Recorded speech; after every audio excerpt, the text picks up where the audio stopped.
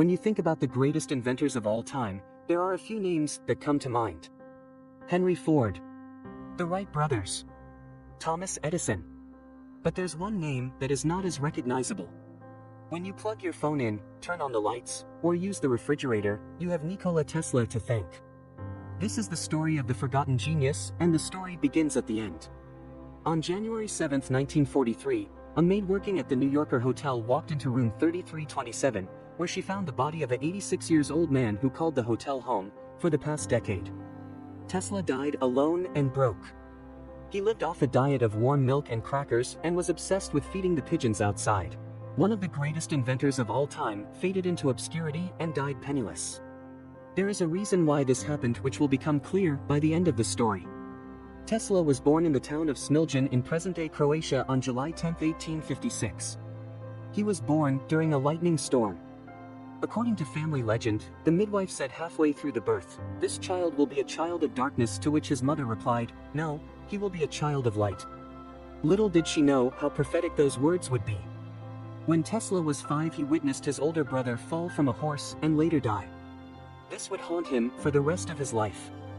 As a child, he began seeing visions accompanied by flashes of light, confusing what was real and what was imaginary.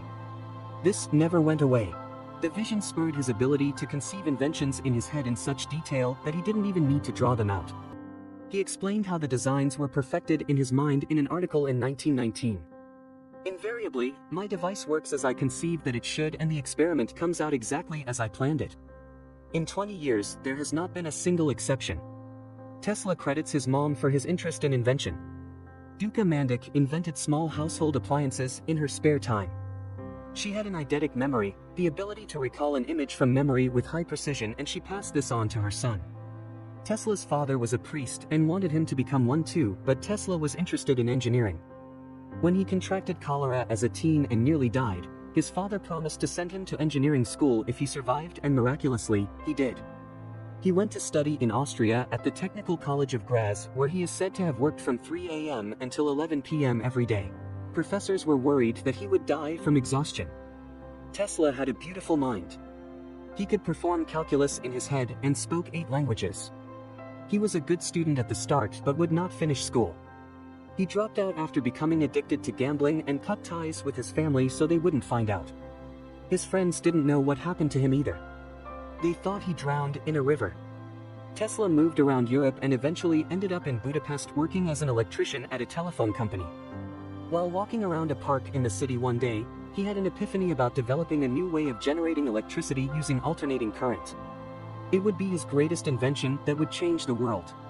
I'll explain more about AC a little later. In 1882, he settled in Paris to work for the French branch of Thomas Edison's electric company. He started off installing indoor lighting, but the managers noticed his talents and had him doing more complicated work, designing and building dynamos and motors.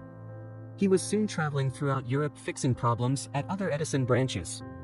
2 years later, in 1884, Tesla's manager offered him a job at Edison Machine Works in New York City. He agreed and arrived in America with only 4 cents in his pocket because his money was stolen on the boat ride over. Tesla initially had a good impression of Edison. Edison was also impressed by Tesla, later saying, "I have had many hard-working assistants, but you take the cake." This mutual admiration didn't last. They would become bitter rivals. The two men disagreed over how electricity should be contained and delivered. Edison preferred direct current, which is a system where the electric charge only flows in one direction. Tesla was a fan of alternating current, in which the electric charge changes direction periodically. Changing directions is crucial to maintaining a steady supply of electricity because it does not overpower outlets. This means it can provide more power and transmit power over longer distances. It's the reason AC powers our homes and other large appliances, whereas DC powers smaller items like flashlights. But Edison didn't care about AC because it could have hurt the sales of direct current since he owned all the patents for DC. According to Tesla, a manager at Edison's company offered him a $50,000 bonus if he could improve some machines that ran on DC. When he did, the manager refused to pay up. Another account of the story has Edison telling Tesla, "You don't understand our American humor." Regardless of how it played out, Tesla quit and set off to form his own electric company the following year in 1885. But his investors showed little interest and decided to take the company and all of Tesla's patents, which they could do because Tesla had assigned the patents to the company in exchange for stock, which was now worthless. After losing his company, Tesla had to take a job digging ditches for $2 a day just to survive. But his fortunes would change. In 1887, Tesla invented an induction motor that ran on alternating current. The motor was the most efficient way to convert electricity to mechanical power. A version of it powers Tesla's vehicles, which took its name from the inventor. He patented the motor and showed it off the following year at the American Institute of Electrical Engineers. That caught the attention of George Westinghouse, a major player in the electric market, who realized Tesla's AC motor might just be what he needed to complete his alternating current system and compete against Edison's DC system. So Tesla licensed the patents for the AC motor to Westinghouse for $60,000 and also received stock and royalties. Westinghouse hired him as a consultant for $2,000 a month, which is the equivalent of over $50,000 a month today. The War of the Currents began. Edison tried hard to discredit Westinghouse and Tesla. He secretly financed the electric chair that used alternating current to prove how dangerous AC was. Edison's company also publicly tortured animals to prove its point. In 1903, they electrocuted a circus elephant named Topsy and produced a film about it called Electrocuting an Elephant. Despite Edison's schemes, good things were happening for Westinghouse and Tesla. They underbid Edison and his newly formed company General Electric to illuminate the world's Columbian Exposition in Chicago in 1893. The first all-electric fair celebrated the 400th anniversary of Christopher Columbus's discovery of America. It was clear to the 27 million people who attended that AC would power the future. Their success continued when they beat out Edison's General Electric again to build the world's first alternating current power plant in Niagara Falls. The hydroelectric power station was a massive success and helped light up Buffalo, New York. The building of the plant also meant Tesla became a pioneer in renewable energy. His statue can be found at Niagara Falls today. Westinghouse and Tesla won the War of the Currents, and direct current was being phased out. But there were problems. Westinghouse's company was running out of money and eventually went $10 million into debt. In 1897, he went to Tesla and asked if his royalties could be reduced in a desperate attempt to save the company. Tesla was so compelled by compassion for his friend that he ripped up his contract. He was grateful to Westinghouse for believing in him when no one else would. Tesla willingly walked away from $12 million in royalties, which in today's terms would be worth over $300 million. Had he held on to those royalties over time, he would have likely become the wealthiest person on the planet and the first person with $1 billion net worth.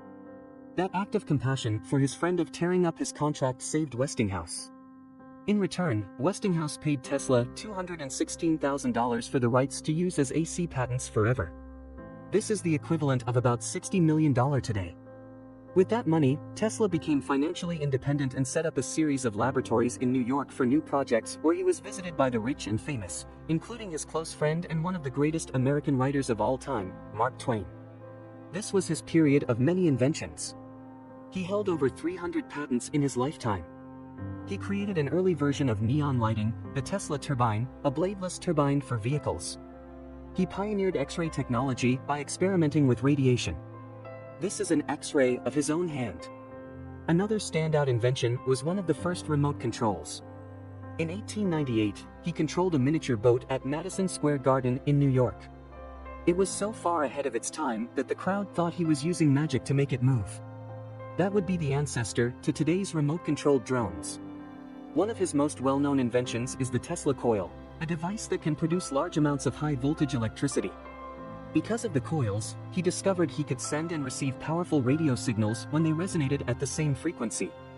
Tesla was getting ready to broadcast his first radio signal, but disaster struck. A fire destroyed his lab in 1895. He lost years of research and equipment. Tesla didn't apply for a patent for the radio until 2 years later. The fire would be the turning point in his life that led to a downhill spiral.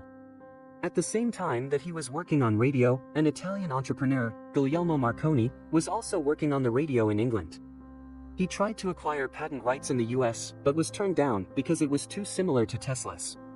However, things changed when Marconi was able to send the world's first transatlantic radio message in 1901 using 17 of Tesla's patents. Edison then threw his financial support behind Marconi. Tesla had no problem with Marconi's achievements, but in 1904, the US Patent Office suddenly changed its mind and awarded Marconi a patent for the invention of the radio. There has never been a reason given for this decision, but the powerful financial backing Marconi received could explain it. Marconi went on to win the Nobel Prize in Physics in 1911, which was only possible due to Tesla's work. Tesla was furious and sued Marconi. The case dragged on in court for years and was only settled in Tesla's favor after his death. That radio incident negatively impacted the rest of Tesla's career. For example, Tesla was obsessed with bringing wireless communication to the world and built a huge wireless transmission station in Long Island, New York called Wardenclyffe Tower. He imagined a world where we could send and receive messages wirelessly. He was, again, well ahead of his time. But financial backers did not have enough faith in his project. They pulled out and banked on Marconi's radio invention instead. This left Tesla in financial ruin. He had no choice but to abandon his dream project in 1905 and eventually lost Wardenclyffe Tower to foreclosure. Tesla's mental health deteriorated. He lived his last decade in the New Yorker hotel beginning in 1933. Westinghouse Corporation hired him as a consultant and paid for his room. He lived rent-free but died in debt. So why did one of the greatest inventors of all time fade into obscurity and die penniless? You could say Tesla was unlucky at times, like when the fire burned down his New York lab. But the main reason is because Tesla was not a capitalist. He made decisions that those with more business acumen would not have made, such as giving up his royalties for the AC motor.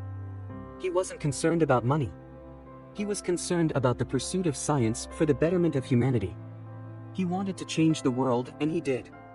Thanks in part to Elon Musk's company, people are starting to learn more about the man who inspired the company, a man whose inventions would power our entire planet. It's because of Tesla that modern society functions the way it does. Tesla's mother called him a child of light, and she was quite right.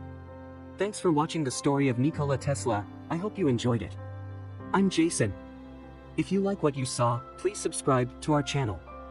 We also started a Patreon where you can make a monthly contribution, and this will go a really long way toward helping this channel to grow. See you soon.